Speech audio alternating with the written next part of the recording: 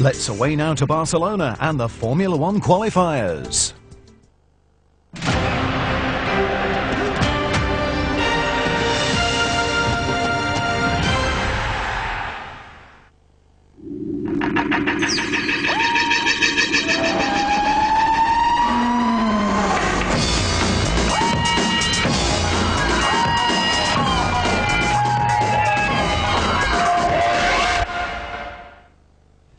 During the flight, the co-pilot informed us that we had an engine problem and would have to make an emergency landing at Lyon. We had about 10 minutes and had enough time to prepare ourselves in the brace position.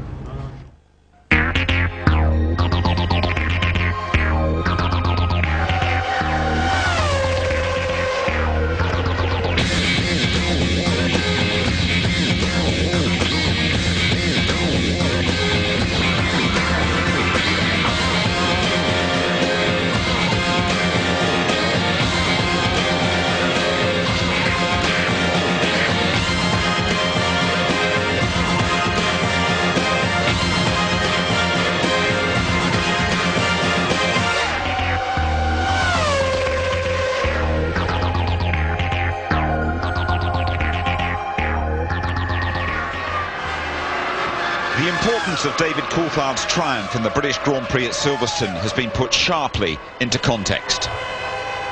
We saw a joyful winner, and Heidi, his fiancée, glowing with pride.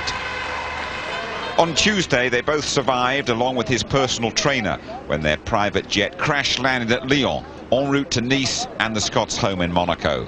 The British pilot and co-pilot were both killed. And now Coulthard has to push the experience and the headlines to the back of his mind. It's very much business as usual at the Catalunya circuit, where he made his Formula One debut 6 years ago. Coulthard's here to do his job for McLaren, and the team decide that a statement is the best method of feeding the inevitable media frenzy.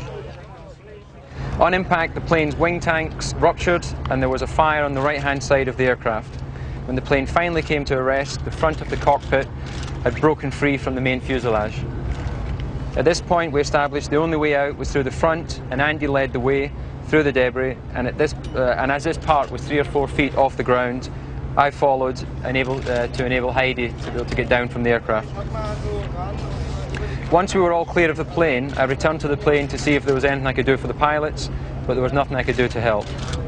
In less than a minute, the emergency services arrived, and I would like to express our thanks to the French emergency services and airport authorities for the professional and swift response. Hello there, welcome to Barcelona. So David Coulthard races this weekend.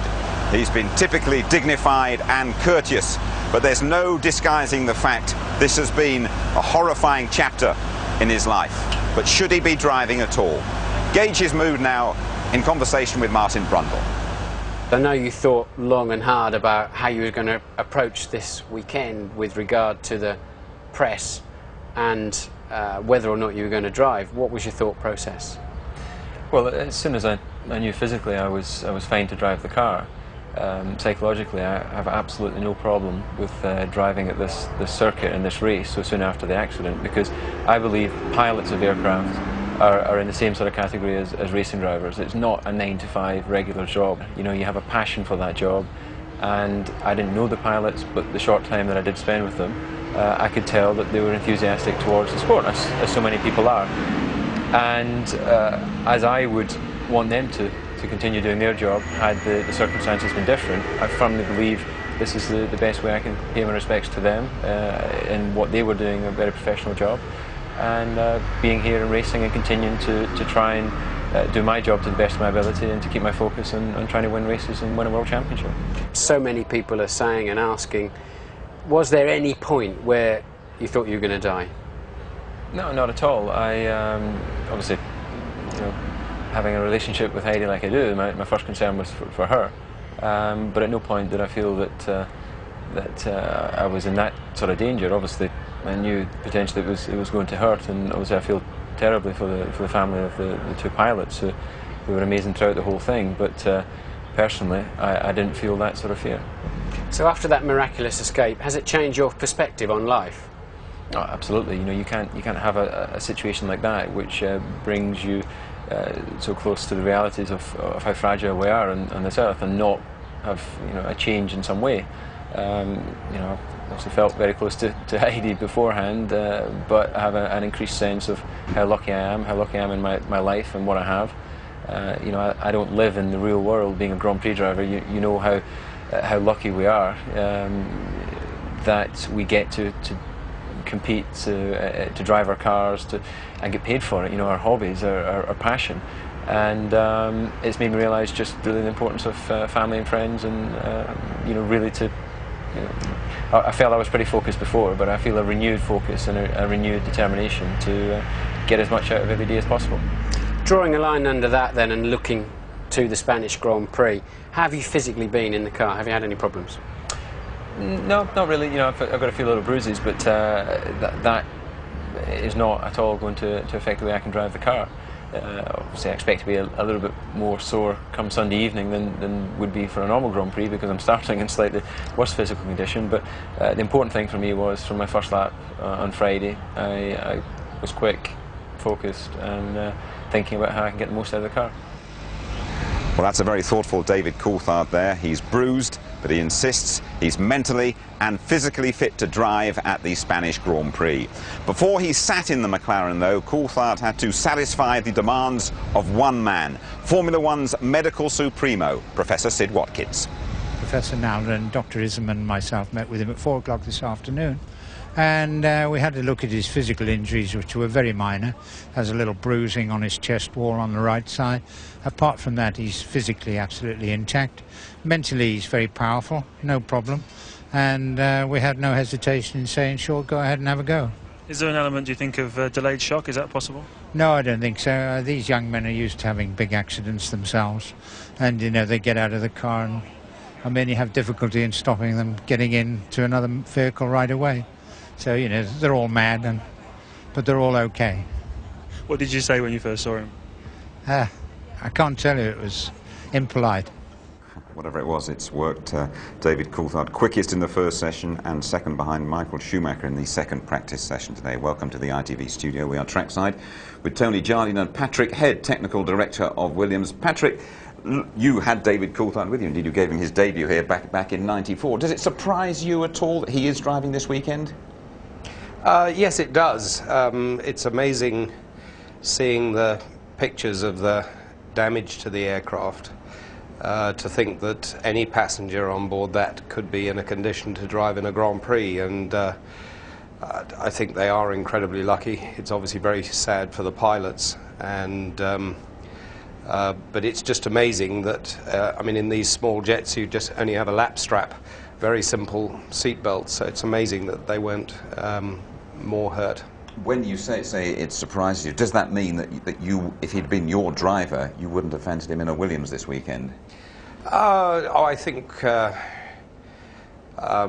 know, we'd leave it to the driver and Sid Watkins, really. But I think the thing that amazes me is that he hasn't suffered more bruising and strains, and thank goodness that he didn't. Yes, indeed. I mean, Tony, it just goes to show that Coulthard, and indeed every one of the Formula One drivers that we talk about, are really a breed apart.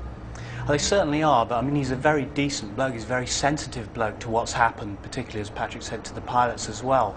But they're conditioned to having accidents on the track, but nobody is conditioned to that sort of thing, and thank goodness, you know, the majority of us will never have to go through that sort of trauma. But to climb in the car as he did on Friday, and again this morning as he did, he seems to have been unaffected by it, and he's concentrating on the job in hand, which is great for us, great for McLaren, great for him. He was fastest in the first session this morning. You saw him taking the fastest time there. How much he's going to get battered in the cockpit by the end of Sunday, we don't know. He's bruised down the right-hand side, a lot of right-hand bends here, but he's a very fit boy. Okay, well, let's move on and let's talk about Williams, shall we? You know, at the start of the season, the message from the Grove headquarters in Oxfordshire was don't expect too much. We have an untried BMW engine. We've got a rookie in Jenson Button, and don't forget that Ralf Schumacher virtually carried the team on his own back in '99. Well, Schumacher has been very consistent, and look at Williams, tucked in nicely behind the big two. Without doubt, the biggest surprise story of the year so far is the success of the new BMW-Williams partnership. With 12 points from 4 races, including a podium at Melbourne, BMW has made the most successful debut for an engine in the last 10 years. Remarkably, they've had only 3 blow-ups in races, while their rivals Jordan and Jaguar have struggled to finish.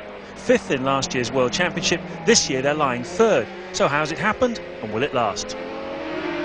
We've done better than most or many of the other teams, but some of those teams who have had difficulties when they're firing on all cylinders, so to speak, probably have the legs of us. We'll see. But that said, we are very pleasantly surprised with BMW's performance. We thought we'd start at ground zero and work up, but we've gone, if we did do that, we've moved well away from ground zero. I have to say Williams did a brilliant car this year. I think it's a big improvement to the 99 car. Our engine is slowly coming together. Performance-wise, we are not too bad. We are not too far from the top engines. We still have some potential what we would like to use later on this year. But as I said, in the moment, priority is reliability.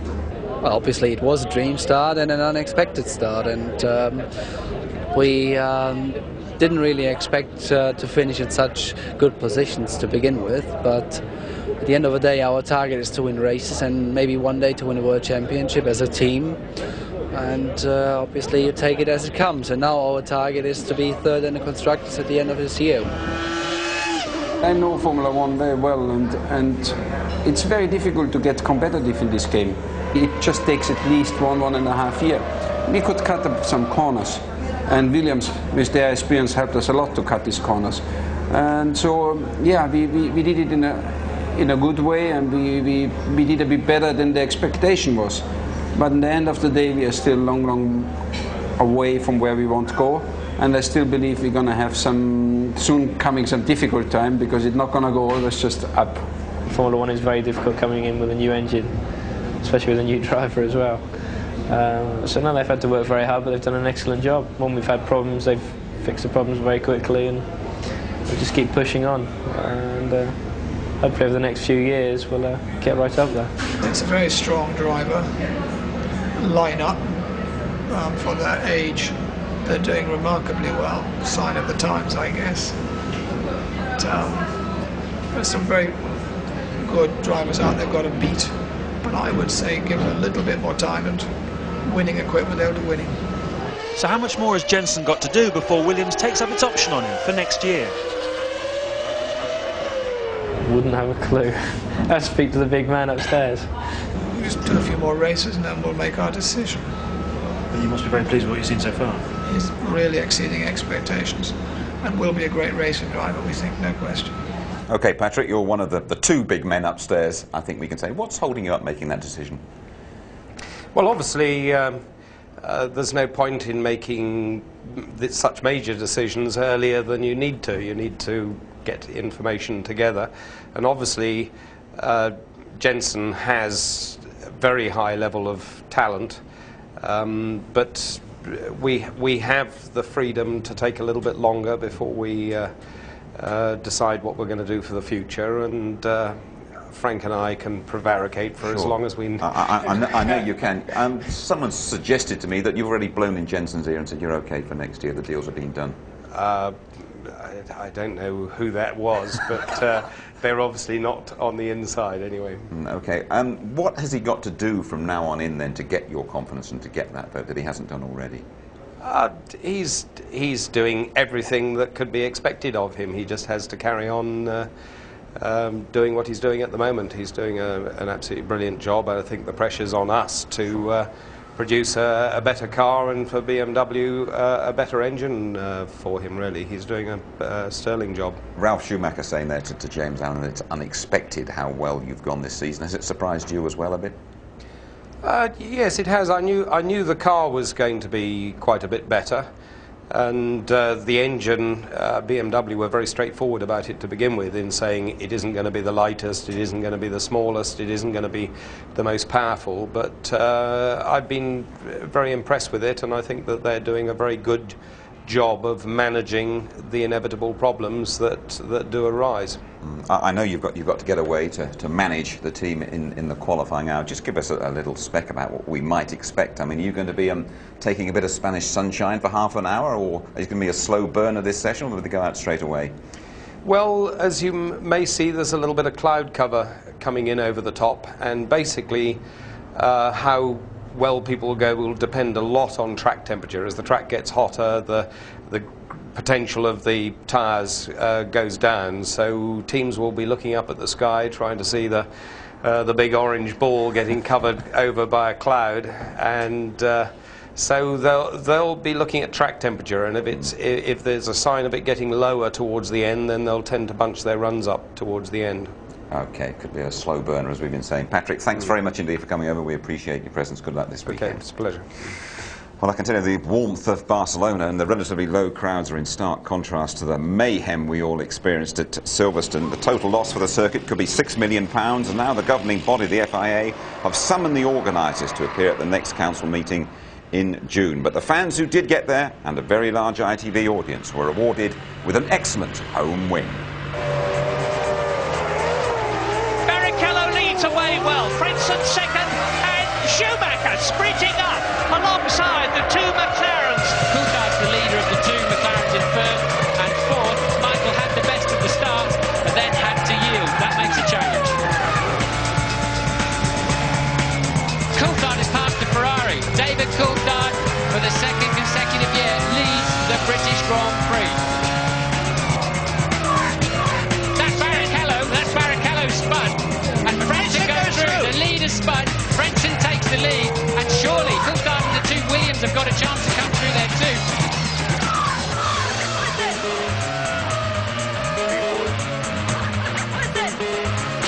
I'm going to keep an eye on Frentzen and the two Williamses, because I'm pretty sure they're going to have to stop again. I think this is McLaren's day.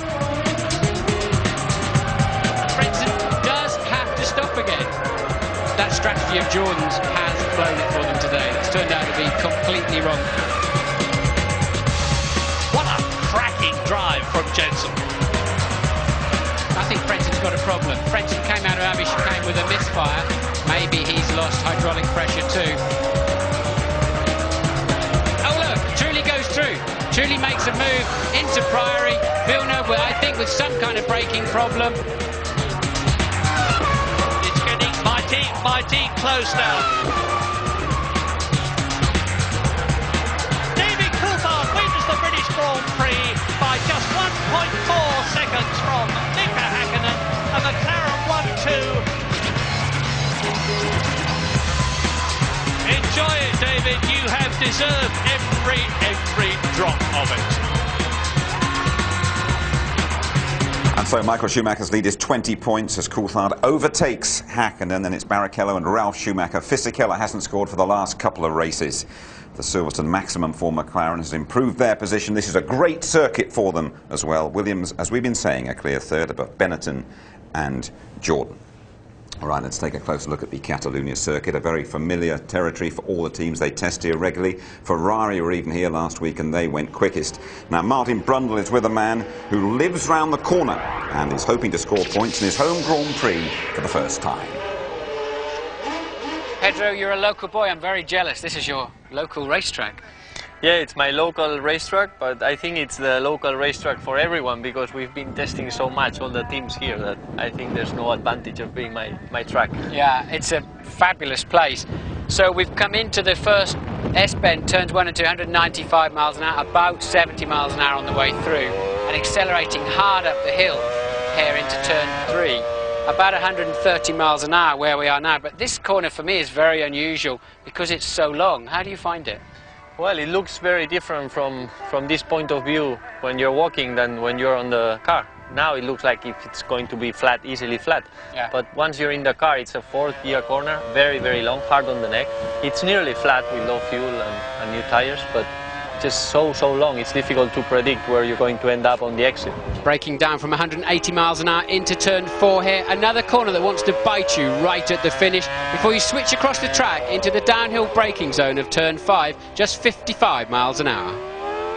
The next corner Pedro wanted to talk about is turn 9, Campsa. Arrive at 155 miles an hour, lose just 30 of those to take the apex at 125. Tricky corner though, Pedro. Very difficult because you come here very fast. It's a very fast corner also, very bumpy. And what I try is just to position the car completely to the left. I normally have a look at this point, the end of the exit curve. I normally brake around 10 meters, it depends on fuel loads and tires, as you know. And just try to get a very good exit, put full power on the apex, get a very clean exit because you have a very long straight. There's very little to gain on the entry, but a lot to lose. 185 miles an hour before braking very heavily into turn 10, La Cacta. Stay inside, it's very difficult to put the power down as it constantly turns left before catapulting into 11, Bank Sabadell. Now my favourite part of the track. So Pedro, pouring out of turn 12 up to 160 miles an hour into, unlucky for some, turn 13. And you barely lift the throttle, do you, as you make your way through here? Yeah, just a little lift with a little bit of left foot braking, keeping the throttle maximum open and carrying a lot of speed in, a lot of speed out, have a long straight, using the exit curve 100% until the grass. Typical corner in qualifying, you just have to go for it. But you have total belief the car's going to stick, because this black line tells the story. You just look at halfway through the corner, you're convinced you're going to fly off the road, aren't you? And then there's enough grip somehow to finish the corner. Yeah, it's true. You just have so much grip on the exit of this corner, and you just also have the exit curve to rely on. That's the key thing, I think, of this really going very fast out. Well, this is one of the most physical circuits on the Grand Prix calendar, but it's a thrilling one to drive. Thank you, Pedro, for your insight into a lap of the Catalunya circuit. It's a physical circuit, and it's a very windy circuit as well at the moment, Tony, as we can see problems for the drivers that causes, particularly here. Yeah, because the cars are so aerodynamically sensitive, those winds just come straight across the straight here, and they can affect the performance of the car. The front end of the car can go away suddenly. But it is very difficult to overtake here. Despite the long straight, and probably one of the most classic incidents people remember was 91, was Mansell and Senna going along sort of inches apart right down to the bottom. But even at the bottom when they get there, there's a chicane, and it's very difficult to find a way through. So good qualifying places, all important. Let's pop down to the grid and have a word with Jordan's technical director, that is Mike Gascoigne, and he's talking to Louise Goodman. Jim, this is, as you know, without doubt, the most popular track when it comes to winter testing. Jordan have done about 8,000 kilometres here since January. Mike, how does that affect things when you actually get down to Barcelona for the race? Well, obviously, we've made our tyre choice. We've got a pretty good setup, so we don't have to do so much running. We didn't do much running yesterday. Heinz Harald only did one time lap. So we look to save the tyres, and hopefully that'll pay off for having new tyres in the race tomorrow. So technically speaking, does it make things a bit boring for you? No, I mean, it stops us having all the dramas that we normally have, hopefully. But you know, it just means we know where we are and we don't have to worry about it so much. And does that mean that this afternoon we get a much closer qualifying session? I think you'll see things pretty much as normal. Normally over the 2 days we get things pretty sorted out. Here it's just a bit more relaxed to get it sorted out. Now, on another note, it was announced last week that you're leaving Jordan. Why are you leaving? Where are you going? Tell us the news. Well, I've signed a contract to join Renault and Benetton. That's not for a year's time. I'm with Jordan until the middle of next year, and obviously at the moment only concentrating on getting the best out of this year's car. Normally somebody in your position, it's a fairly high, well, it's a very high level technical position. Normally if it's announced you're going to another team, they tend to sort of move you out the way straight away, but you're staying with the team. Why is that? Well, I made it very clear to both Benetton and to Eddie that you know, I'll honour my contract. I'm very committed to Jordan. This is my car, and I want to make sure we get to where we should be in the championship this year, which is 3rd place. Have a good session. Thanks very much. Jordan looking for a late surge. Well, that takes us to our latest look inside the F1 rulebook. We call it Inside Track, and this week we look at some of the bits and pieces on the cars that aren't there for the driver's benefit.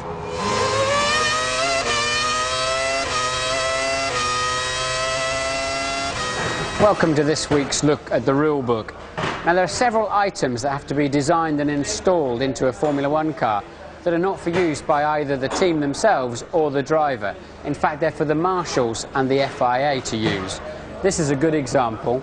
Article 9 says there must be a button at the front of the cockpit which the marshals can easily access and press that pulls in the clutch, disengages the clutch. When the car has spun off or crashed and they want to move it out of the way, they can depress this and easily wheel the car away to make sure we don't have to have a safety car or a red flag procedure. Part of Article 14 says there must also be a switch accessible to the marshals in a horizontal plane that they can get hold of with a hook that they carry that switches off all the fuel pumps and the electrics of the car. And as part of the chassis, there must be this slot where they can feed in a strap for when they need to lift the car away from an incident. You'll be impressed to know this is a Dash 2 fitting. Now, Article 6 says that must be in place for the FIA to take at least 1 litre of fuel out of the car for very careful analysis to check the legality. Now, also in this black box, the engine control unit, there's some software that if a car begins to spin, it disengages the clutch and hopefully keeps the engine alive so the driver can regain the track. Now, if that happens in a big accident, maybe again the driver's unconscious, the engine could be screaming away. So the FIA dictate, also in this black box, there must be some software that switches that engine off after 10 seconds. Now, none of these things help the performance of the car or the team, but they're absolutely critical for safety. Thank you, Martin. David Coulthard has never been on pole in Spain. He's been going very well, though, in practice. You be sure to rejoin us in Barcelona for the qualifying session.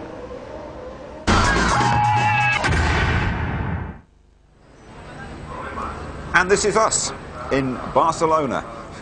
Our little studio there. Little Swiss Family Robinson hut that you just saw. You rejoin us for the qualifying session for tomorrow's Spanish Grand Prix. It's a very pleasant 22 degrees, and as Patrick Head has been telling us, the teams are hoping for a spot of precious cloud cover. Let's join Martin Brundle and say a very good afternoon to Murray Walker. And this is me in Barcelona. Track temperature going up. 24 degrees it is now. And let's be absolutely clear about one thing at Barcelona. Qualifying as far forward as possible truly matters here. A lot of circuits are difficult to pass on. This one is extremely difficult. Mika Häkkinen, pole position last year. Mika Häkkinen won the race last year and the year before, and David Coulthard was second to him both of those years. Michael Schumacher, though, in the Ferrari, seems to be on top of things so far this year, because this morning he went round in the new 2000 Ferrari exactly to the nearest 1,000th of a second, 1 second faster than Mika Häkkinen's pole position last year, and his teammate Rubens Barrichello was third fastest, and they sandwiched David Coulthard, who really is looking, notwithstanding the terrible problems he's had in the last few days, in very good form. Yes, the chat in the paddock really is the Ferrari faster or is the McLaren the best car out there? I don't think we've seen absolutely a clear-cut answer on that. They're certainly, thankfully, a lot closer than they have been in the previous 2 years, where McLaren really could easily have won this race by a lap or more. And so Schumacher has some pace, Barrichello not far behind. Ralf Schumacher going very well in the Williams, and it's certainly not a cut and dried case as to who's going to be on the pole or even on the front row for this weekend's Grand Prix. Well, as you see, we're getting them out good and early. I was worried, as usual, that we'd probably have about half an hour with nobody on the track. But Bridgestone told me that they're expecting quite a few drivers out early to put it in a banker, that is to say, a lap time that will guarantee them a place on the grid, and then they'll try to improve on that subsequently, depending how the weather goes. Now, since I started talking to you, the temperature has gone up yet further. Martin and I are always a bit suspicious about the track temperatures, but if you're getting consistent moves one way or the other, I think you can take it as read that things are changing. And Alesi may well have done something very sensible. He's in the Prost. This car now seems to have reliability. What they're looking for is speed. He's got out good and early, and obviously he's the fastest man on the track so far, with that temperature creeping up all the time. Now, this morning, as I said, David Coulthard was extremely quick. The other very significant thing, I think, was Schumacher, not Michael Schumacher, but his brother Ralph, because in this magnificent Williams BMW, which is shaking us all rigid this year in comparison with expectations, he was 5th fastest and for a long time was 2nd fastest. Yes, the McLarens and the Ferraris are continuing to dominate, but not by all that much, with Ralph Schumacher and the Williams BMW very close to them. And as a matter of fact, they're all pretty close because, as you heard from Pedro de la Rosa, they do an enormous amount of testing here. Yes, and Alesi, I think, working less hard at the steering wheel than he has done in previous races in this Prost. Doesn't have to correct the car so much on the way into the corner, but still, the car, look, he's still having to fight the car to get the power down. And once again, had to steer away from the corner there as he turned in. Had the steering wheels pointed in the wrong direction there momentarily, so he still hasn't got this car absolutely perfectly sorted out, and there's no circuit in the world where that shows up more than Barcelona. One fast long corner leading into yet another fast long corner. You cannot overdrive a car, Anna. You cannot pick it up and carry it too much. It's got to be with you. It's too high a speed, then there's no space to get away with it. That's 7/10 slower than Alesi was this morning. You can see he's already backed off. They will all be running 4 runs of 3 laps. An out as ever, 1 flying and an in. This is the circuit. We had some rain at Silverstone a couple of weeks ago, but my goodness, when it rains here, it really, really rains. We were expecting it to be wet today. It hasn't been. You're looking at Rubens Barrichello, who led so well at Silverstone, 3rd fastest this morning. But one of the wettest races I have ever seen was here a few years ago, which was magnificently dominated by Michael Schumacher in the Ferrari in 1998. Appalling weather conditions, and he absolutely cruised home. So 1 out so far. You're looking at John Alesi in the Prost coming in. Here's a replay. Yes, that's what I was telling you about, where Alesi turns in the corner, look, and immediately has to turn back out again as the back end tries to step out, even with a simple downshift going in there. So still the aerodynamic centre of pressure moving around underneath that car as Alesi takes to the pit lane. They practice the pit in here very heavily. It's quite a long run before they get to the speed line, which is now. You can see the black skid marks after that, where they've all been practicing, and down to 60 kilometres an hour just in qualifying, 80 kilometres, 50 miles an hour during the race. It's a long pit lane at 60 k's an hour. And that looks like one of the Jordans going out as Alesi comes in. You just see the flash of yellow along the bottom of your screen. Didn't see which one it was. We'll soon identify it for you. And it's Heinz-Harald Frentzen, sat next to him at dinner last night. Very nice chap. He was very cool, calm and collected as ever. Left fairly early to get a decent night's rest. And the Jordans now seem to have overcome the gearbox problem which has plagued them through this season. Frentzen was 7th fastest this morning, just about a second off the pace. I didn't get a chance to find out why he broke down this morning and missed the end of the session, Murray. Did you get any information on that? No, I'm sorry, Martin. I didn't. It he just stopped. I watched him while it happened.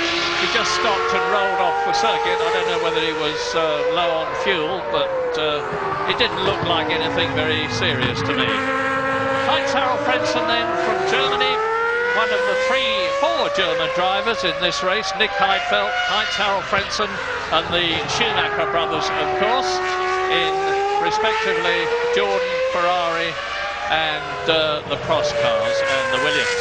Yes, when I was driving in Formula 1 many years, there were no German drivers at all, and of course at the moment they've been very much at the sharp end and dominating on occasions.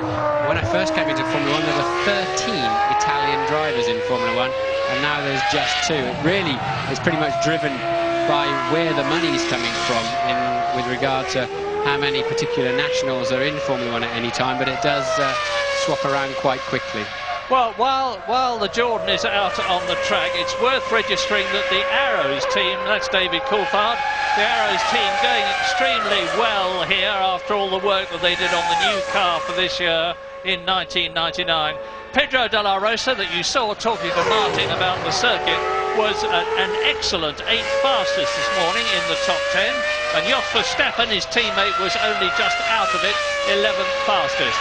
Now, Frentzen is on his quick lap. Yes, it was an electrical problem this morning, apparently, as to why Frentzen stopped out on the racetrack. So you were right, Murray, it wasn't anything too serious, but it would have been very serious had it been Grand Prix day. So already Frentzen way ahead of Jean Alesi's one and only flying lap earlier on in the session. And coming now into what must be 7 and 8. Always riding the curve there, trying to get the power on. Now you're blind over the crest. He launches this Jordan in. I noticed it earlier in the lap too when you were talking, Murray.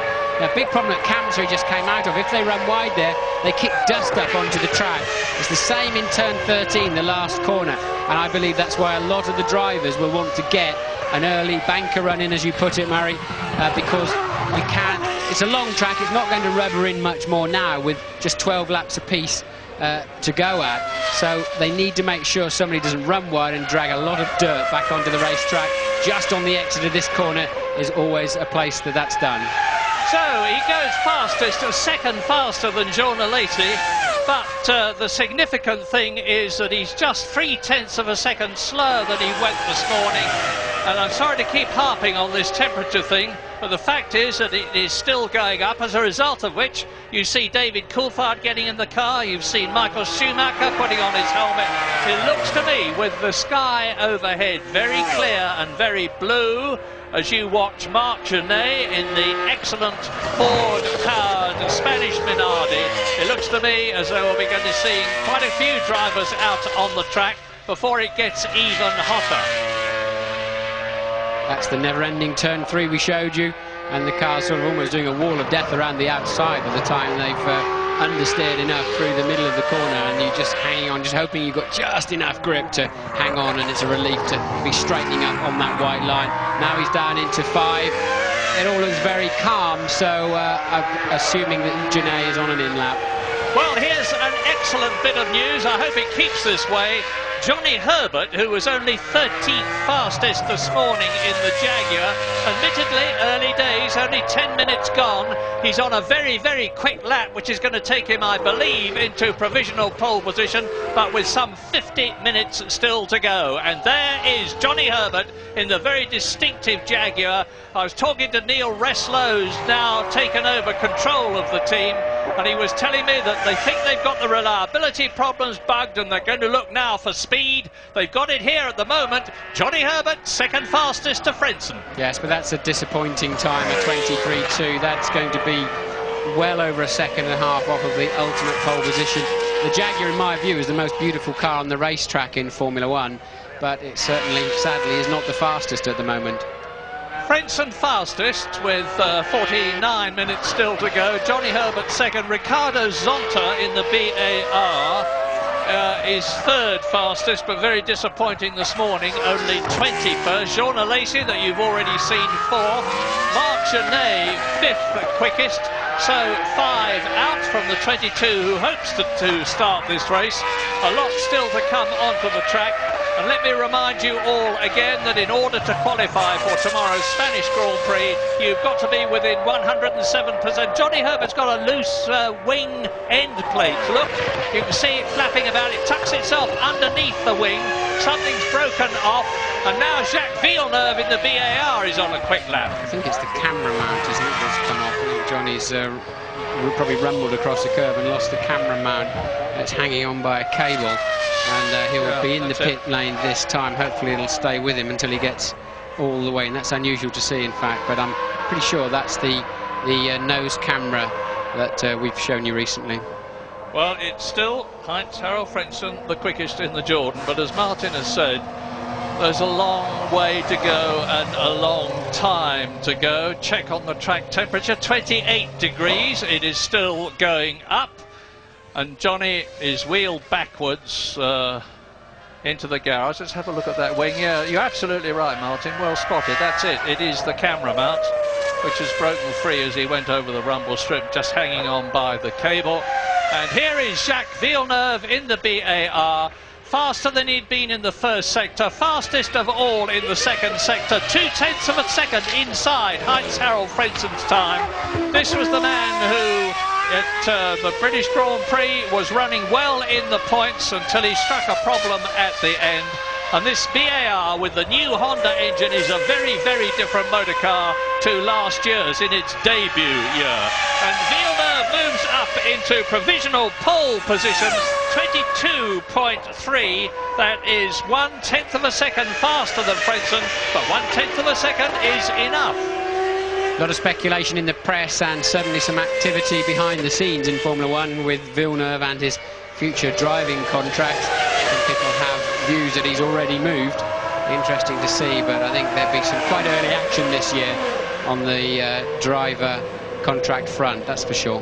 Yep, Villeneuve is rumoured to have moved, as you heard earlier on from Jim Rosenthal when he was probing, metaphorically, Patrick Head. There's even rumours that Jenson Button has signed for Williams next year. Everybody in Britain will be hoping that's true. And Ralf Schumacher, the man I was talking about as being the sensation of this meeting, in my opinion, so far, is really flying in the Williams BMW with 46 minutes still to go. He's gone through the first sector fastest of all. Here he is in the very distinctively liveried Williams BMW, which reminds us of the year that Nelson Piquet drove for Brabham with BMW power with exactly that livery. Funnily enough, no BMW round wall showing dramatically on the outside of the car. It's on Schumacher's helmet. Now, how is he going? He's going to be going into provisional pole position, I do believe, and the answer is yes, he does. The first man under 22, 1 minute 22, with that time of 1 minute 21.823, and already, just 13 minutes into the session, we've had 3 different men heading it. Frentzen in the Jordan, and then Villeneuve in the BAR, now Ralf Schumacher in the Williams BMW, and we've still got Hakkinen to come out, Coulthard to come out, Barrichello and Michael Schumacher, and here is Barrichello, pole position at the British Grand Prix.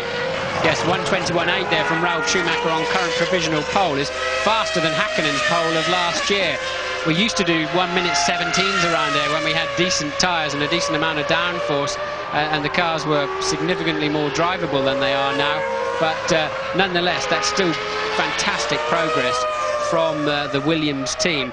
Ralf last year did a 23.3, so Williams have found 1.5 seconds since last year already, and that's including installing a whole new engine in the car, Murray. Yeah, and they've got a new second-generation engine. I was talking to Dr. Mario Tyson just before I came into the box, and he told me they've got a new second-generation engine coming along, like the Mercedes-Benz, like the Honda. It'll be even better than the current one, and Rubens Barrichello looks as though he's going to be provisional pole position holder number 4 in a few seconds' time. 44 minutes still to go, and Rubens Barrichello is faster in the first and second sectors than he's been, and anybody's been for that matter so far. Coming down to the last corner, turn 13, he can see the grid unfolding before him. Over the line he goes, Rubens Barrichello, 1:21.770, and that is the 4th provisional pole position holder, and we've got more to come, no doubt about that. James has some news for us down in the pits. Yeah, just reflecting on what you were talking about a second ago, Martin, with Ralph's time.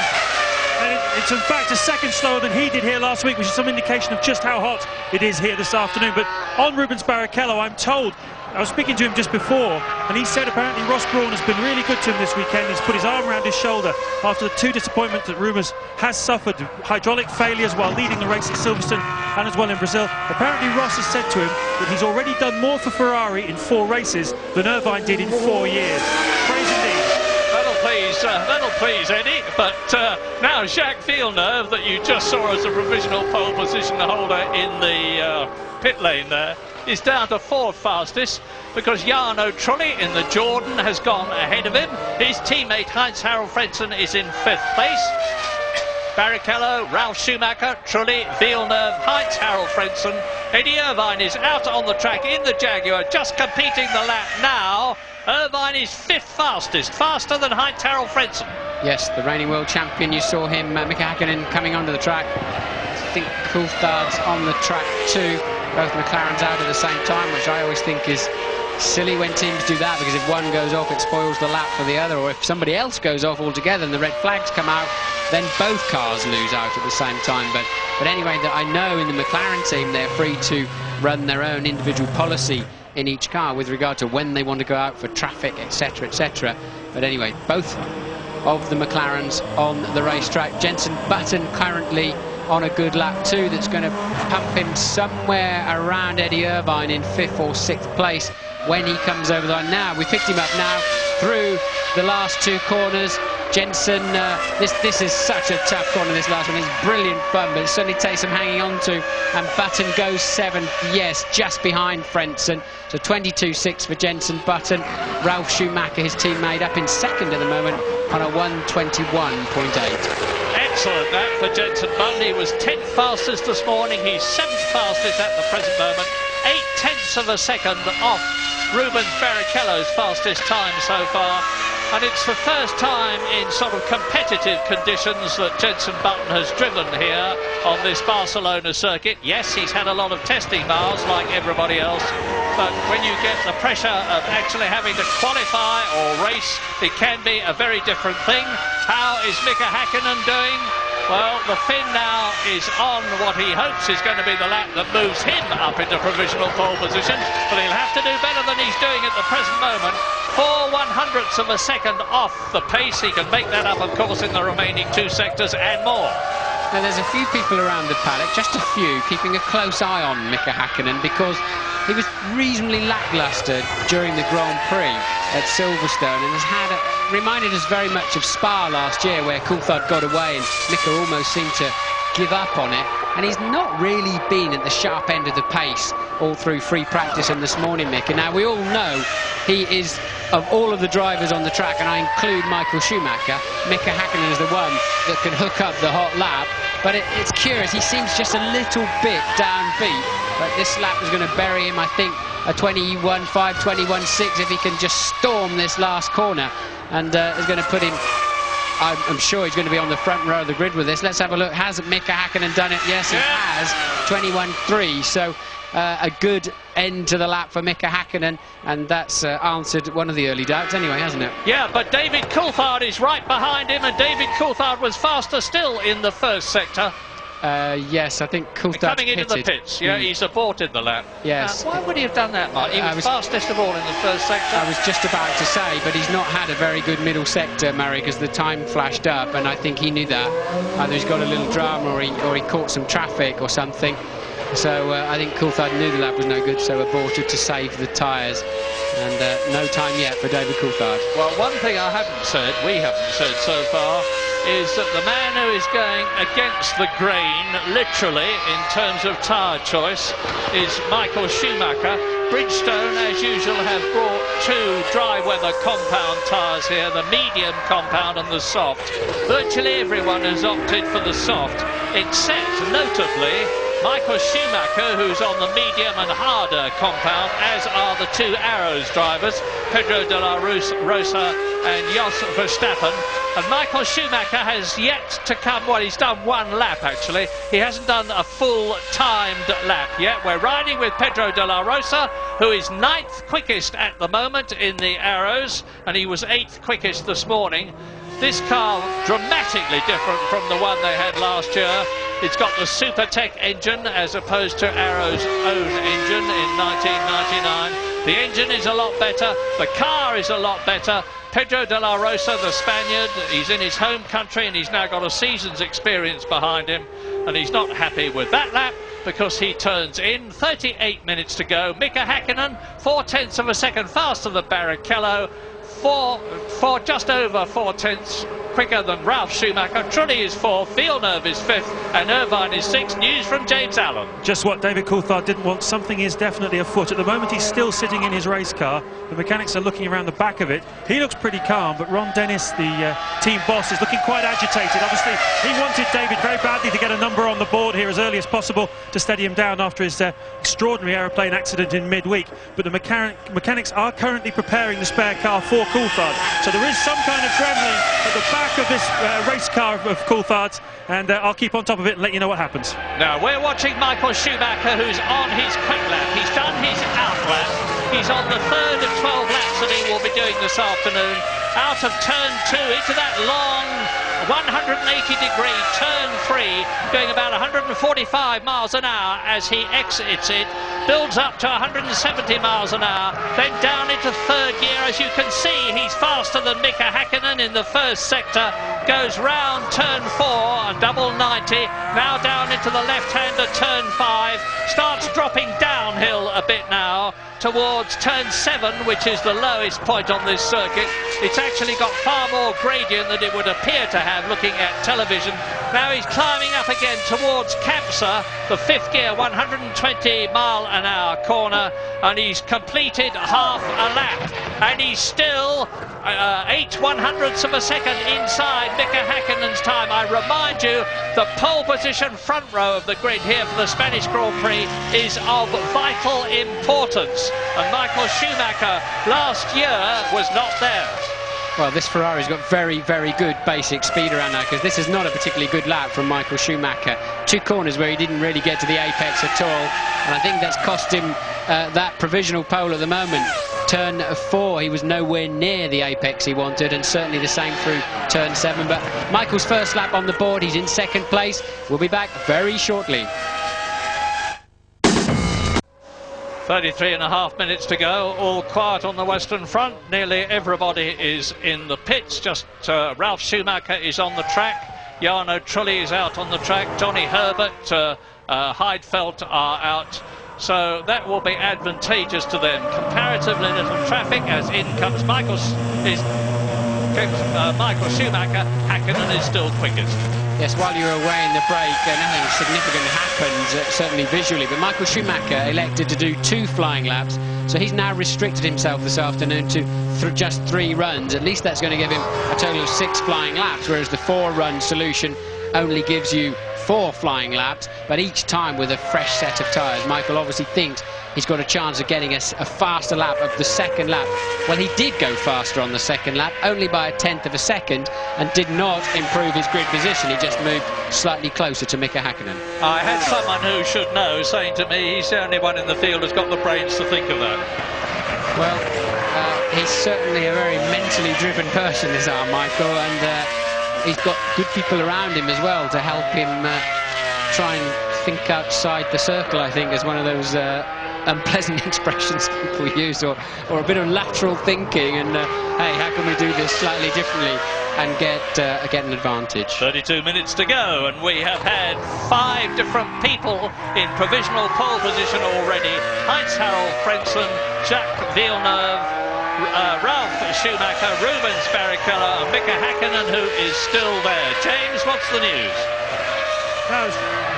Reflecting on what you were saying there, what Martin was saying, in fact, my information is that Michael's brother Ralf was also very seriously contemplating running the harder tyre today. They've obviously been talking a lot since last week's test coming here this weekend, and Ralf has hardly used the softer tyres throughout this weekend, but at last minute, I think obviously someone at Williams, or maybe the lap times that Jensen was pulling, made Ralf decide to switch to the softer tyre. But it's obviously a ruse that Michael's had up his sleeve. A quick update for you on the McLaren situation. Coulthard is out of his race car. There does seem to be something wrong with it, and he is switching to the spare car. There's an atmosphere of controlled panic amongst the mechanics and the engineers. Coulthard staying calm, though. Obviously, he's got his eyes focused on the main prize. Yes, unfortunately for Coulthard, that T-car is not allowed to be used at any other time until qualifying starts. So it's about to turn its first wheel of the weekend. Not what he wanted at all. Maybe for his 2nd or 3rd run he could have used it ideally, but that's going to be a totally fresh experience for Coulthard, but I guess he's had a few of those this week. Well, just about halfway through the 1-hour session, and Fisichella has still not qualified. He's out now on the track, and I've little doubt that he will qualify, because he went fairly well this morning. 12th fastest in the Benetton, which is shortly to become the Renault team sponsored by Benetton, as opposed to the Benetton team sponsored by Benetton. That'll be the year after next. You've heard from Mike Gascoigne that he's going there as the technical director. And Flavio Briatore, who is in charge, is casting his experienced eye all round the paddock, looking for good people. Plenty of them, some time to go yet before it's Renault. And now you're watching the Prost of Nick Heidfeld, who was actually faster than his more experienced teammate, John Alesi, the most experienced man in Formula One these days, Alesi, this morning, that is. Nick Heidfeld, the German Formula 3000 champion of 1999. He's currently 15th fastest, but he's much slower on this lap than he was on his previous quick lap. The top 10 so far, with 29.5 minutes to go. Häkkinen and Schumacher, row 1. Barrichello and Ralf Schumacher, row 2. Trulli in the Jordan and Frentzen, his teammate, row 3. Jacques Villeneuve and Eddie Irvine, that's a good one, in the Jaguar. I think the highest the Jaguar have had a starter this year was 7th for Eddie Irvine. And the 5th row of the grid, Jenson Button in the 2nd Williams is there, 1.2 seconds off Häkkinen's pace, accompanied by Fisichella, who's just moved up to that 10th position. So everybody is safely in, but David Coulthard is 22nd and last at the present moment as we look into the McLaren pit. He's only done 2 laps, he's got 10 laps to go, he's got 28.5 minutes to do them, so there's not a problem there, but it would be nice to see him out on the track very soon. He really, really deserves to be there. Watching the stuff flutter past the door there of the McLaren garage and dust and debris, the drivers are always talking about the wind being critical around here, because a lot of high-speed corners at some point, necessarily with a racetrack, you end up back where you started. You've got to go through whichever way the wind is blowing. You've got to turn through it. It unsettles the aerodynamics of these cars quite easily, and the wind speed has doubled to 2.1 meters per second since the beginning of the session. And as soon as you get any kind of wind speed around here, the drivers start whinging of the car's not doing what it should, as Barrichello drops a wheel into the dirt in 7 and the Arrow stalls. And the track temperature starts to creep up again. It had gone down a little and it's now back up to 28 degrees, which is as high as it's been this afternoon. So Häkkinen still quickest. McLaren, and Häkkinen of course is Mr. Pole Position these days. He's got 24 of them, which is actually more than Michael Schumacher, 1 more than Michael Schumacher.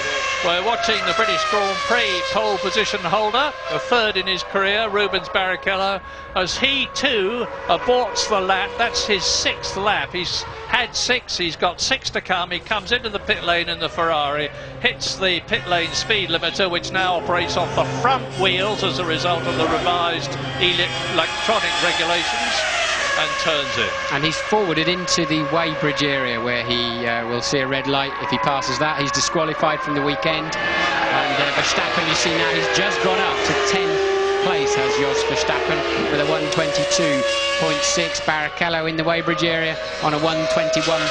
As I've said to you before, the big drama of going in there is none of your mechanics are allowed in there. It's like a parc fermé, and you lose vital information on your tyre pressures, how the pressures are around the track, and they're still done in the old-fashioned way on a Formula 1 car, despite the technology of a pressure gauge. The tyres are filled with nitrogen and not normal air, as Verstappen drops a wheel in the dirt. That's what I was talking to you about earlier on, dragging dirt onto the racetrack.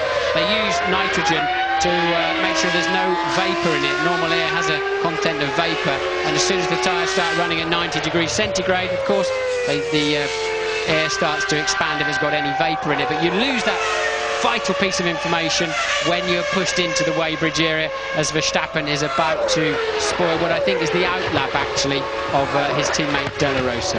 Well, there's 5 different constructors who've got cars in the top 9 at the present moment, covered by 1.2 seconds. And that little margin is very significant. And news from Louise Goodman. I've been down at Jaguar checking out this business with the camera which we saw falling off Johnny's car. Now, I've had a look at the front wing. The mountings are totally sheared off. I've never seen that happen before. The camera has been running that position on other cars, but interestingly, it's never been running that position on the Jaguar before. No signs of Johnny hitting anything, so I can only assume it must have been something to do with the vibrations in the front wing off that Jaguar, but it's an interesting one anyway. Thank you for that candid camera report there, Louise. And we're back on track now with De La Rosa heading towards turn 4 from his overhead camera. And you get him very early into 4, then the car just starts walking its way towards the outside. You have to correct the slide a little bit, and there's the line to tell you that's far enough, thank you. In the rain, we've all been through that gravel trap so many times, because you just can't stop into what looks like a very silly and easy little corner, into the little hill there of 7, bring it in early. Now get on the power, because you can cheat and go across the curb and a little bit of grass. And this is Camp, so De La Rosa talked us through this corner, and it tucks in just at the end, look, and now you can quite easily head down into what is a huge stopping area. The car's got tremendous deceleration there. Then you just got to stay inside and feed as much power as you can get in. You can see him balancing the throttle with the steering wheel and catapult your way then into 11, and 12 falls away from you. Let's see if he lifts the throttle at all. No, he did not, did he? And then down into the famous 13, and we've gone off board now, unfortunately. I'd love to have gone through there with De La Rosa. He goes over the line, and he is in 9th place. Excellent, excellent lap. Very interesting situation as De La Rosa moves into the top 10. Last year, his first year in Formula 1, he didn't have much competition from his own team. The Japanese driver Tora Takagi, who has retired from Formula 1 and gone back to Formula Nippon in Japan, was his teammate. But now he's got Jos Verstappen, the Dutchman, the very experienced and aggressive Dutchman, in the team with him. And Verstappen is 11th at the quickest moment at the moment. De La Rosa is 9th, and between them there are just 1/100th of a second as Mika Häkkinen crosses the line. That is, he's into his 6th lap now, so he's done, or will have done, his half his allocation. They're allowed a maximum of 12 laps. He's fastest so far. Michael Schumacher significantly is still in the pit lane, and he's only done 4 out of 12 laps. Well, either the sound is not dubbed on the picture correctly here by the Spanish TV company, or Häkkinen was still busy shifting down in the middle of turn 1. I suspect he hadn't got any such problems, because as you can see, he's very, very fast so far. So Häkkinen then through 5. Fantastic traction for him coming out of there then. It's a sweeper into this next section where you've just got to be smooth. You must not brake too late, and then over the blind crest at Campsa. And bumpy on the exit. There's the dust I keep telling you about. They drag back on the racetrack, and now heading towards the end of the lap, Murray. Well, he is as quick as the previous quickest man through that second sector, notwithstanding just putting a wheel at the back off the track and kicking up a few stones. I don't know that he's going to be quicker on this lap. He's a 10th of a second faster than Michael Schumacher at the present moment. With 22 minutes to go, he's not happy. Into the pit lane, aborts the lap. Mika Häkkinen still fastest. Michael Schumacher second. Rubens Barrichello third. Ralf Schumacher a superb 4th. Trulli, Frentzen, Villeneuve, Irvine. 9th is De La Rosa, 10th is Button. Yes, David Coulthard at the back of the grid at the moment. We think they found Coulthard goes 3rd. Coulthard out of view of the cameras on a 21.5. We think they found the fuel problem on his car. He was in the race car, so now they finally picked up Coulthard, but that's the end of his first hot lap as they were following Häkkinen into the pits, and David Coulthard up onto the 2nd row of the grid, just 0.2 of a second off a pole at this time. Michael Schumacher, as ever, seems to be between him and Häkkinen, who's currently on the pole. People were saying to me, is David Coulthard going to be all right after that terrible, terrible air crash of his? And I said, yes, I'm quite sure he is. A, I'm positive that he will compete. B, of course, once you've got in the car and you're concentrating 101% on making it get round the circuit as fast as you possibly can, you have no thought for anything else, and you can't have any thought for anything else. I'm told from a source that I trust implicitly that the father of one of the pilots of the air crash rang the McLaren team to send a message to say, we want David Coulthard on the pole position and go for it, which is a very nice thing to do. Here, thank you very much indeed for that, sir. And David Coulthard is third fastest at the present moment. He's not going to improve on that lap. As you see, he runs wide. That's Mika Häkkinen running wide onto the rumble strip. But David Coulthard's challenge now as Michael Schumacher comes out of the garage with 20 minutes and 8 laps to go. Coulthard's challenge is to get on the front row of the grid and displace Michael Schumacher. Now, David Coulthard is not going to be content with second position on the grid. The battle between him and Mika Häkkinen, for that pole position is just as intense as it is between any other drivers in the race. He's currently third, with Michael Schumacher that you're looking at second, Mika Häkkinen in pole position, 20 minutes to go. Yes, see, the difference, you may think, oh well, Häkkinen would start a fraction ahead of Coulthard, or Coulthard a fraction ahead of Häkkinen, does it really matter? There's other aspects, as with anything in Formula 1, it's always more complicated than you think. Certainly in many teams, and in the McLaren team, would be different at Ferrari, because Schumacher would get the call on everything at all times. But, you know, the fastest McLaren driver gets the choice of when he wants to stop in the race. He's got the clean side of the grid, he's got the nod into the first corner, I would say, in the unspoken word. So there are many issues as to which one of the teammates in many of these teams it affects them on race day much more than you might believe. Well, Michael Schumacher approaching the start of his quick lap, hopefully from his point of view to move back into the pole position that he's already occupied this afternoon. Meantime, his teammate Rubens Barrichello is on his 6th lap. He's in 4th position. As we've come to expect these days, it's the 2 Ferraris and the 2 McLarens on the front 2 rows of the grid. The order in which they're going to be there is anybody's guess. Now, here is Michael Schumacher starting quick lap number 7. This is his 7th lap. The target in the first sector is on the left. Mika Häkkinen's time, 23.806 seconds out of turn 2, out of turn 3, into the long turn 3.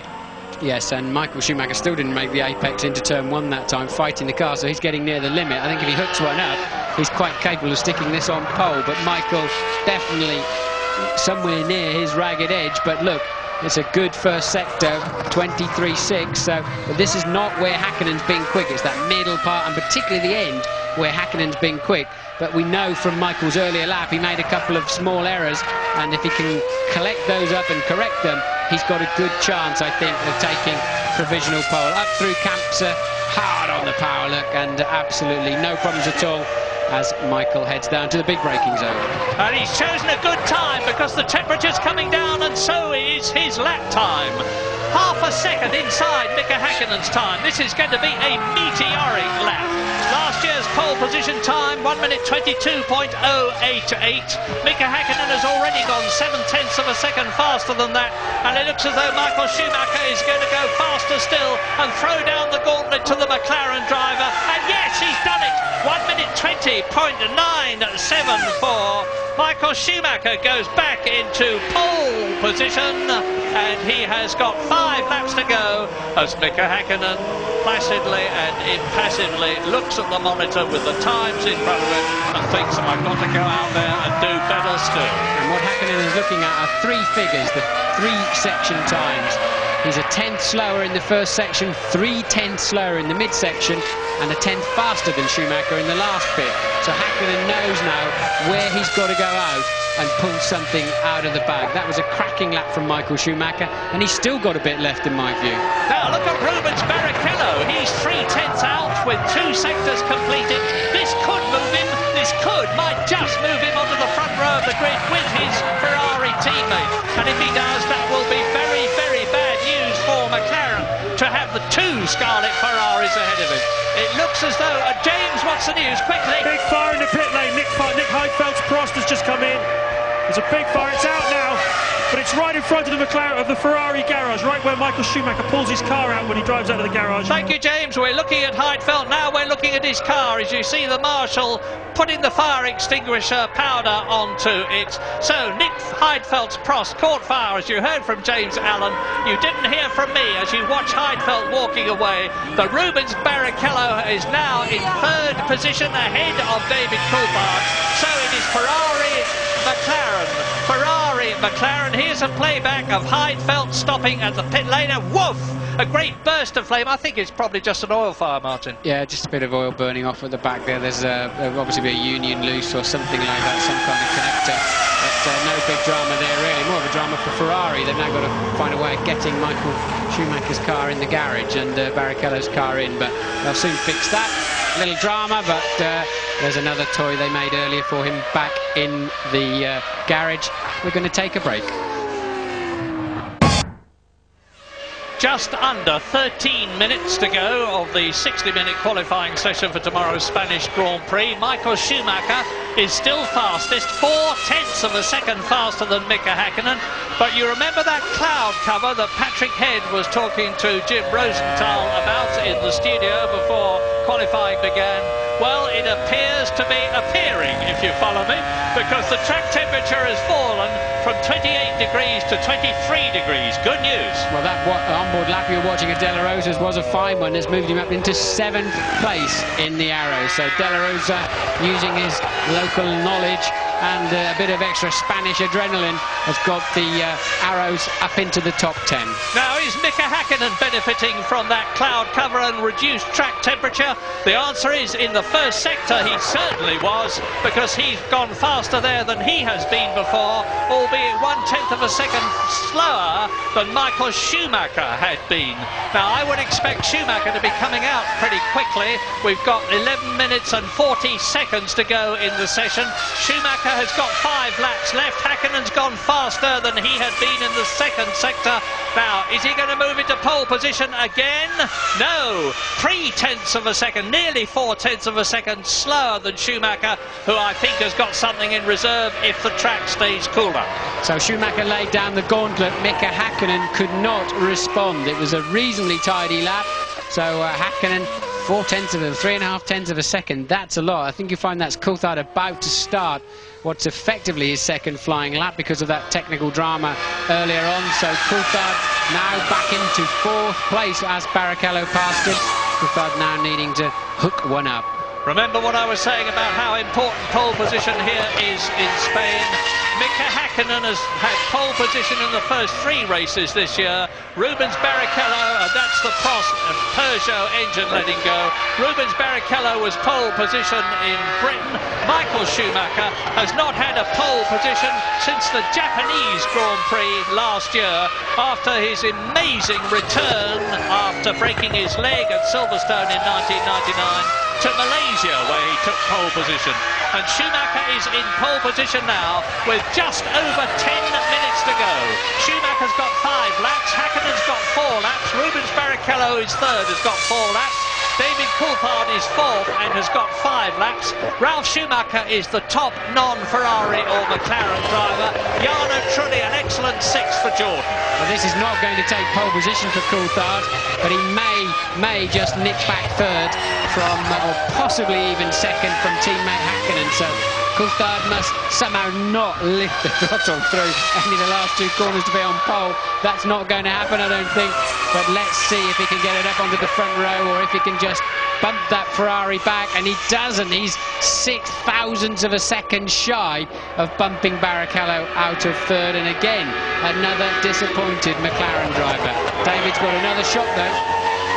As we watch Giancarlo Fisichella, 14th position in the Benetton. He's ahead of his teammate Alexander Wurz. Benetton did well earlier in the season, 2nd place in the Brazilian Grand Prix for Fisichella, but they've gone off the boil a bit recently, notwithstanding the fact that we can expect them to have improvements in their Supertech engines from Renault. Now, what's he done? Yeah, as Pat Simmons, the technical director of Benetton, said they've got 3 bogey circuits. They were the same last year, and they're all on the bounce, and they're at the 3rd of the 3 of them now here in Barcelona. They're expecting to be much stronger in Nürburgring. That's a bit of a curious situation, because usually your cars either works or it doesn't work, but they seem to have tracks they prefer. But Frentzen has moved up to 8th in the 2nd of the Jordans. Teammate Trulli is 6th, so that's bumped De La Rosa and Verstappen, the 2 Arrows drivers, now just filling out the top 10 in 9th and 10th. So Eddie Irvine 12th, Johnny Herbert, Jenson Button rather 14th, and Johnny Herbert 15th.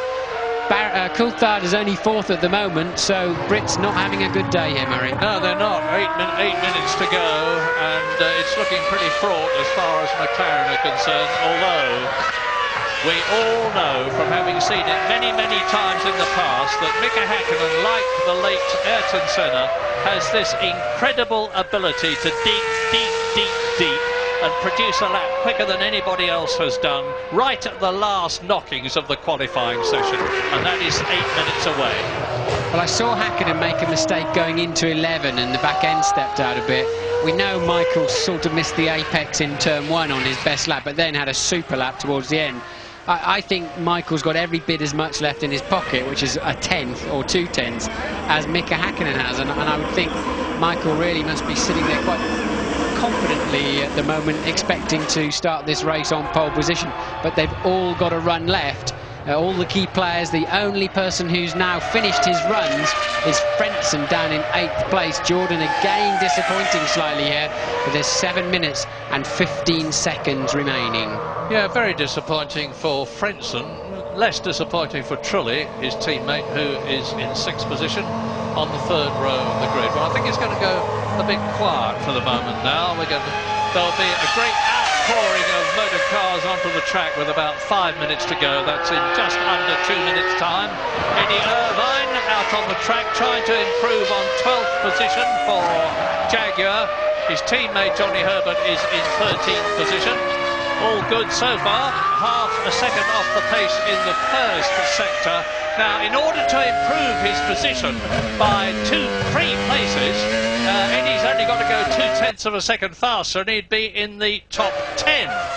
I saw the Supremos of the Jaguar team saying that they're missing not having their own wind tunnel, which I think is absolutely correct. They are at a disadvantage over many of the teams, but they've got the same wind tunnel facilities that Stewart had last year, and were winning a race and very, very much at the sharp end in many of the Grand Prix. So I fear their problems are not only not enough time in a wind tunnel at the moment. Well, they're doing a lot to put the management structure right. More of that in just a moment. Let's see how Eddie Irvine has done as he crosses the line, and he improves to 10th position.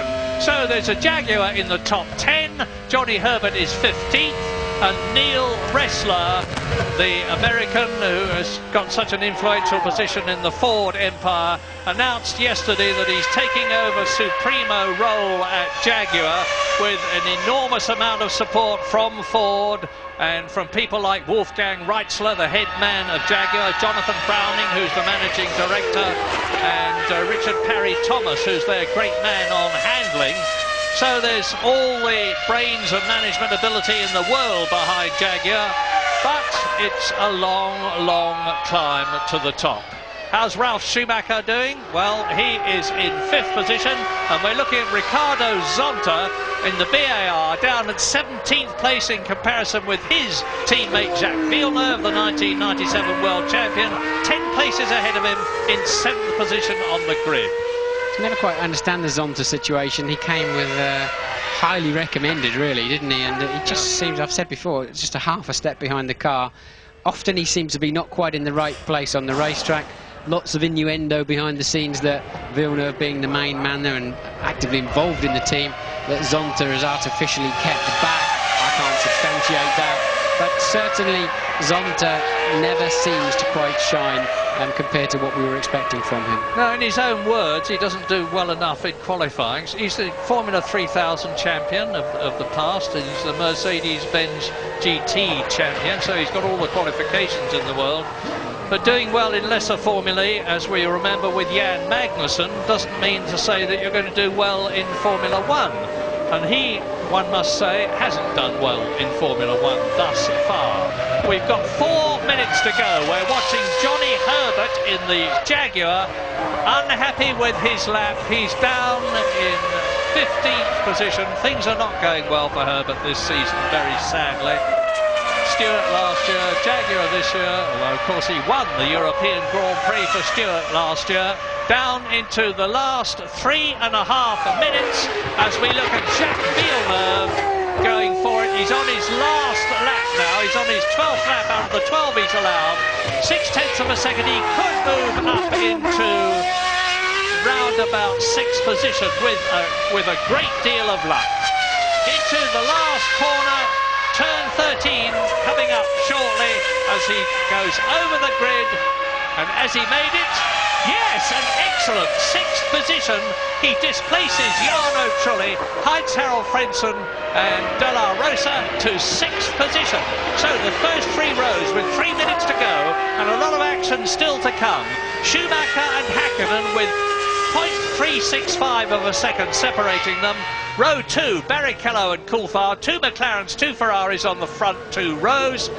Ralf Schumacher is 5th, Villeneuve is 6th, James Allen, News. Here we go, guys, it's the final push. Both the 2 McLarens are about to come out at the same time. They're a little bit off colour today, they know that. They've been fine-tuning the cars. Adrian Newey has been working very, very hard. David Coulthard about to go out behind me. If they're aware of history, they'll know 2 things about this Barcelona circuit. The first one is that you tend to finish the race in the position you qualify in. And the second thing is that every time we've been here for 9 years, the winner has gone on to be the world champion. That's how significant this next few minutes is going to be. And both the Ferraris go out together. Let's hope that they get a breathing space between them. We don't want contact there. Just to remind you, those red lights are the new regulation to signify the pit lane limiter is on. So 2 Ferraris line astern, there's a Sauber between them, and then I think you'll see 2 McLarens line astern appearing in the scene in the background. Led by, and the 2 McLarens, as you rightly say, Martin, with Mika Häkkinen leading his teammate David Coulthard, and Michael Schumacher leading his teammate Rubens Barrichello. So the top 4 with 1.5 minutes to go before the flag goes out. But as I've said before, provided you have started a lap before you reach the checkered flag, you are allowed to complete it. So we could well see pole position being established 61 minutes or so after the start of the session, notwithstanding the fact that it's a 60-minute session. Well, remember, Michael Schumacher missed his slot in Silverstone for this particular little activity of playing poker with the checkered flag. It was a strange situation there because the start and the finish line are in different places. We haven't got that situation here, and I think they're all going to make it just fine. De La Rosa goes up to 9th, Jenson Button 11, Button up to 11, but we're now watching the 4 main men on the front of the grid. And Jenson Button is not going to improve on that 11th position because he's done his 12 laps.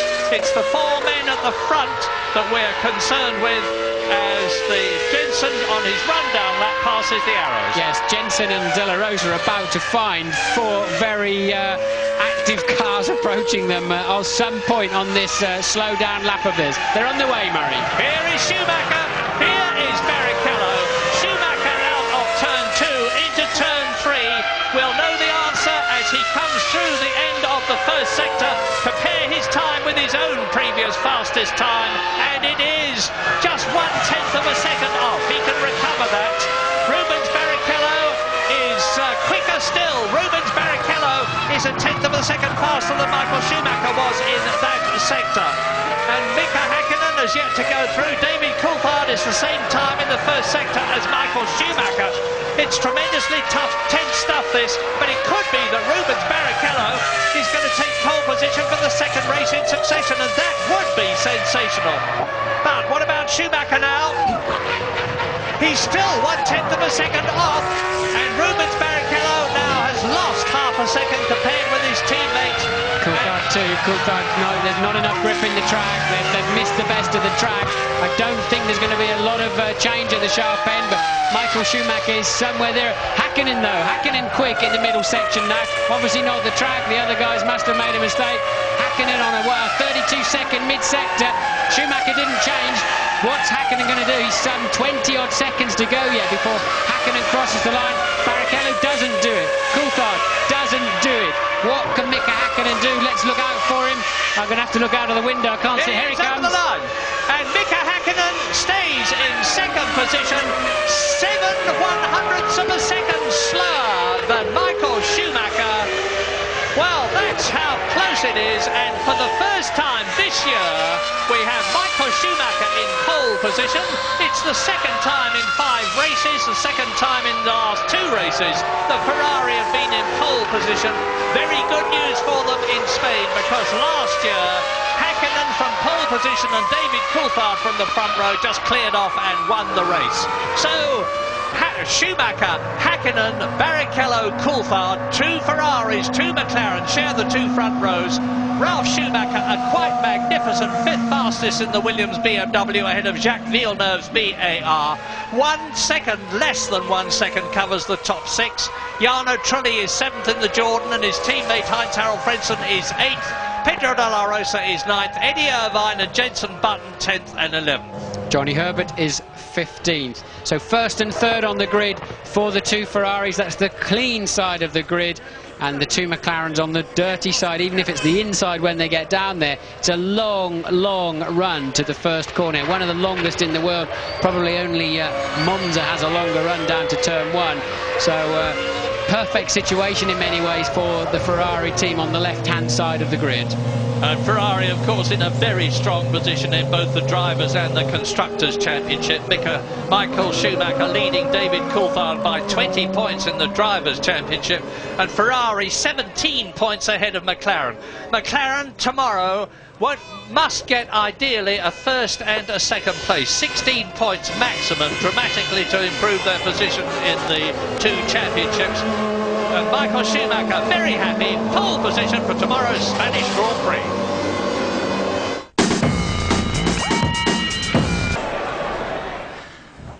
Welcome to the top 3 qualifiers for the 2000 Spanish Grand Prix. Michael Schumacher, Mika Häkkinen and Rubens Barrichello. Michael, that's your first pole of the year on what is traditionally a McLaren track. How satisfying is this moment? Well, it is obviously satisfying, but honestly, if you look back, since the beginning of the season we always had the opportunity, but we didn't use our opportunity. As you see, things are so close. It's just, if you just get it perfectly right, you can do it. If you just do a little mistake, or if you have some flex and you cannot do your laps, then obviously you don't do it. But you know, pole position is nice, but on the other side the race counts, and that's why I just want to wait till tomorrow. Michael, you mentioned the word perfect there. Given the amount of testing you do around here, was that lap as close to perfect as you can get? Unfortunately, with this condition we see here, with the wind, you always feel, well, you could have improved here and there a little bit. Whether you actually do or not, it's another question mark, but it was as good as it probably could have been for the circumstance. Okay, thank you, Michael. Mika, you seem to have been fighting the car a lot in the practice sessions up until now, but you seem to have solved the problems in qualifying. Does the car deserve to be on pole position? Yes, basically yes. I think we did not get, and I did not get 100% clear run in the whole session until the last run, really. So I didn't really get the opportunity to maximize it. Okay, thank you, Mika. And Rubens, it seemed that you could have caught Mika on your last run there, but you lost it in the second sector. Can you tell us what happened? Well, as Michael said, I think it was quite windy and it was unpredictable sometimes when you were out there. So in a way, I thought the car was better this morning with the setup it was than this afternoon. Not that we changed that much, but I didn't feel the car as good as this afternoon. So in a way, you know, it's good to be in the top 3, but I'm disappointed not to be on the first row, because I think it should have been better. Are the handling problems of Silverstone now behind you? We still have some kind of a problem. This morning, still my steering wheel was still affected, and it's still funny why it happens. But I think the team is getting on the top of it, because they know what we need for the future. Basically, if we do a change, we need to check quite often what's going on. Thank you, Rubens. Michael, for the race tomorrow, how important is the start going to be? Imola and Silverstone, you made some bad getaways. Is it all going to happen in the start tomorrow? Afterwards, you always know more. generally, if you do a good start and you can lead the race and you can plan your tactics from the leading position, it's always slightly easier than being in the challenging position. But we have proven that we can win even from behind. So it's not the most necessary, but it helps. Thank you, gentlemen. Michael Schumacher has put a Ferrari on pole in Spain, the first time that's happened since Niki Lauda 25 years ago. And a real shock, Tony, because Ferrari always tell us if there's one place they hate, it's the Catalonian circuit. Apart from anything else, they don't normally test here with the rest. The first time they came here with the 2000 F1 car was last week. Ominously, for McLaren, the Ferrari was quickest both in the wet, at the end of the week, and also in the dry session. Now this, we're seeing, is a shift in the balance of power. If they can get it right here at this very technical track, which has seen McLaren dominance over the last couple of years, means Ferrari have done a great job on this car, which we already know. Big test here, though. Schumacher going his own way, choosing those different tyres, and well, has he got it right and has everybody else got it wrong? Well, I mean, the race will play that one out, but I mean, he certainly always thinks of the different options, but it's just great to watch him going around here, and especially he'll be feeling every lap, confirming that this is the best Ferrari that he's ever driven, and it's his demeanour as well. The guy has got a spring in his step, and he's going around smiling, running up and down the pit lane, talking to everybody. You know, like this is his year, and this is a crucial race. Right, let's see what Ferrari have made of their performance here. Let's have a word with Ross Brawn, the Ferrari technical director. Here he is then chatting to James Allen. Ross, second Ferrari pole of the season, the first for Michael, and you felt it was always going to come here. Yeah, we had a very good test, and we were always a bit unsure where McLaren were, because the tendency is perhaps to run more fuel than we do sometimes, so we were a bit anxious about that. But today everyone's down on the same fuel level, so we're pretty happy. You're surprised they looked a bit off colour today, the Maccas, didn't they? A little bit, but I mean, the last few races, from the start of the season, we've been very close. And I think people were saying they had a performance advantage at the beginning. I'm not sure that was the case. Silverstone, if we'd had a clean race, would have been much closer than you saw. So no, I think it's where we expected. The race winner here every time at Barcelona has gone on to be world champion. That's an tempting prospect. Well, I think we'll try and do that either way. Yeah, we'll see about that. And what about those off-colour Maccas, Coulthard in particular? Well, it may be of no consequence whatsoever, but the fact that they had a fuel feed problem with his car and then they eventually fixed it, and you can see here a lot of chat, Ron Dennis looking very concerned there. He's speaking about it could be something to do with the simplified electronics. They now mean that the engine and the way it runs, it's much simpler almost than a road car in terms of the electronic control of the engine. It would, some engineers say, be easier almost to run carburettors than with the current simplified system, which of course came in at the British Grand Prix. That may have been a consequence, it may not, but they're not on the ball as they were, and I agree with Martin that Hakkinen was definitely a little bit lacklustre. A word about Williams. We had Patrick Head here right at the start of the show, and Jenson Button has done pretty well. So has Ralf Schumacher. Perhaps we should give him more credit than we do. Ralf Schumacher, I think he turned it around a couple of years ago when he got that 6th place for Jordan at the British Grand Prix, and he's grown in stature and in strength. I think he's an incredibly good driver, good technical driver, so quick and so brave. The other thing is we saw at the British Grand Prix, and we might see here, he takes no prisoners, and that includes his brother as well. Absolutely. Tony Jardine, thank you very much indeed. Let me just remind you of our coverage of the Spanish Grand Prix tomorrow. As always, we're with you with the build-up from 12:15 tomorrow. Highlights, reaction, comment and analysis at 11:30. And on ITV2 we repeat that highlights programme 7 o'clock on Monday night. And there we are then, the first pole of the year for Michael Schumacher and his Ferrari. You know, that combination won here in the wet back in '96. Rain predicted for this part of Spain tomorrow. See you for the race. Bye-bye.